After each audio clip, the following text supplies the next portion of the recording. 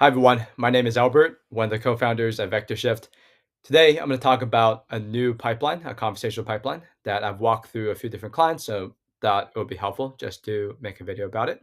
This is a common website style chatbot, which you first present to the user a few different options at the beginning of the chatbot that allows them to click what they want to do.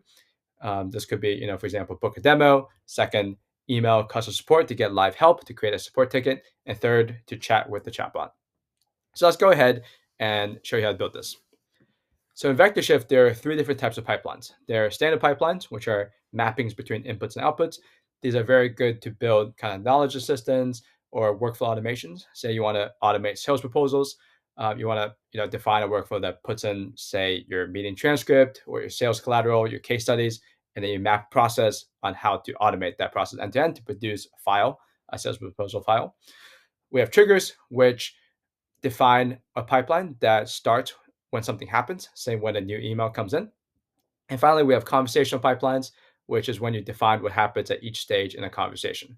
Let's go ahead and press conversation because that's what we're building today. This puts a start flag on the map. What a start flag is it defines the start of a conversation. So often these website chatbots, oftentimes the first thing you're doing is you're asking the user in the chatbot, how can I help today? Let's go ahead and use a message node, which simply just puts a message into the chatbot at this step of the conversation. The next thing often you see is a button node, which gives the user of the chatbot a few options that they can click through. So this can be, book a demo, or let's say email customer support. So this presents clickable buttons that the user can click on. I'm going to show you right now. So present the message, how can help, and then presented two buttons that the user can click on. We just added this new feature called allow user message, which also allows the user to send a message into this chatbot at this given step. So you can notice, for example, if you don't toggle this on, you actually can't send a message at this step. If you toggle this on, you can actually send a message at this step to, say they want to actually chat with the chatbot instead of actually clicking these buttons, they'll be able to. In this case, let's demo this. So let's turn this on and it will allow the user to chat at this step of the conversation. So what this does is it branches three different branches of this chatbot, and then you're going to have to fill in these branches to define how the chatbot should interact at each of these steps. So let's handle the book a demo first. So oftentimes this is handled through Calendly to allow the user to book a Calendly link. So go ahead and click send an iframe. So all you got to do is put your Calendly iframe into this message node. So you can go ahead and press Calendly, and all you got to do is take the URL for your Calendly that you want to place it right into this enter URL here iframe that we placed right here. So while this loads, you can see a quick preview. I'll show you what will happen when you click book a demo. So you can click book a demo, it's going to go down this path, and then it's going to present the Calendly right there. And then go ahead and click one of these links. All right, let's handle email customer support. This is often useful because you want to be able to allow the user to contact a live human and get live support. So let's go ahead and handle this path first. So the first thing you have to do is you have to ask the user for their email and then for their question, and then send a confirmation that the support ticket has been sent. Let's go ahead and ask the user, what is your email address? And then let's use a listen node, specifically a capture node, to wait for the user to respond. What this does is it pauses the conversation and allows the user to put in their email, for example, albert@vectorshift.ai, so that they can, make sure that they get the customer support email correct, so that they get the response in the email. Next, let's go ahead and put another message node and say, what is your support inquiry?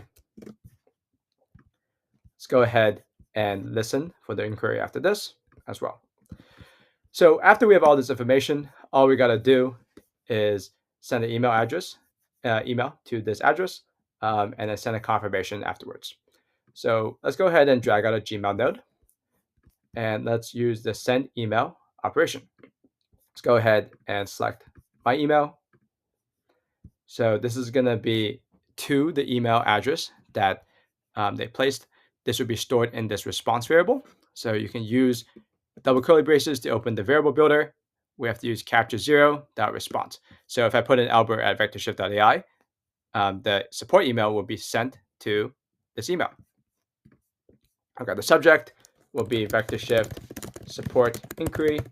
And let's quickly write a body. I just say, hi, VectorShift user. We will respond to your inquiry within 24 hours. Your inquiry is blank, and let's put the variable capture 1.response right here. That's right, best Albert.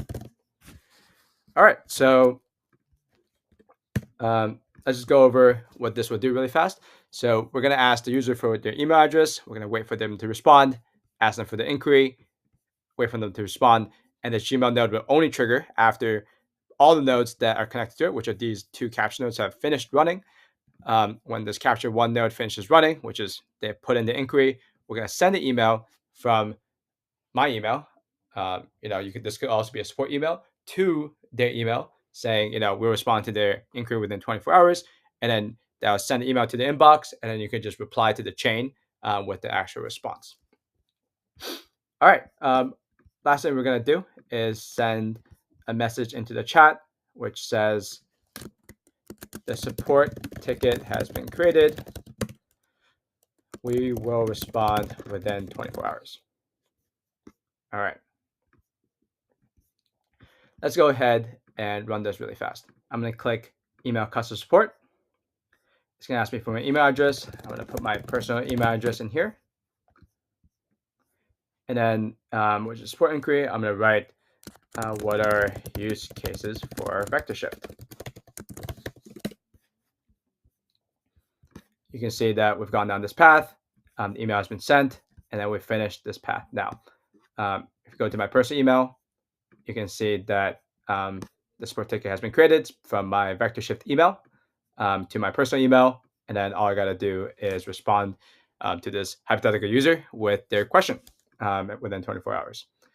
All right, let's go ahead and finish the last path. So imagine they don't want to book a demo. They don't want to email customer support, and they just want to chat with the chatbot. Let's go ahead and take this path now here. So let's go ahead and first ask, how can I help? So just to review, this is going to present a few buttons in the chat at this step. I've toggled on allow user message, which will allow the user to send a message at this step as well, in addition to clicking on one of these buttons. So let's just say they wrote something in the chatbot and say they wrote, I want to speak with a chatbot. And then it's going to write, how can I help? All right, so then we have to listen to the user. And let's go ahead and create a basic chatbot based on this. This is a simple chat assistant style format. All you gotta do is use a knowledge base, a caption node, and an OpenAI node. Let's go ahead and create a new knowledge base.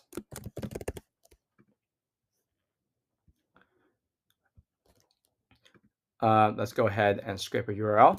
I think a good URL to scrape is the VectorShift homepage. Let's pretend it's a VectorShift chatbot. And we're going to use the query that they have in the caption node to query this knowledge base. So this is capture2.response. And let's go ahead and answer the question based on context. And the question is stored under capture2. And then the context is coming from the knowledge base. So at runtime, the question, what is VectorShift, is going to query the data within this knowledge base. It's going to find the most relevant information from my website in this case, and then pass it to the large language model. And the large language model is going to answer the question based on the context. And then we're going to spit out the response through a message node and present that to the user. So this is OpenAI 0.response. And right now we're going to loop back from this node to the beginning of this segment of the conversation so that they can ask additional questions. All you got to create a loop is just drag it to create this loop. You can notice that this creates two different inputs at the beginning of the node. beginning of this cycle. One is input, one is cyclic input. Cyclic input is what will be presented to the user at every additional step after the first. That's right. What additional questions do you have?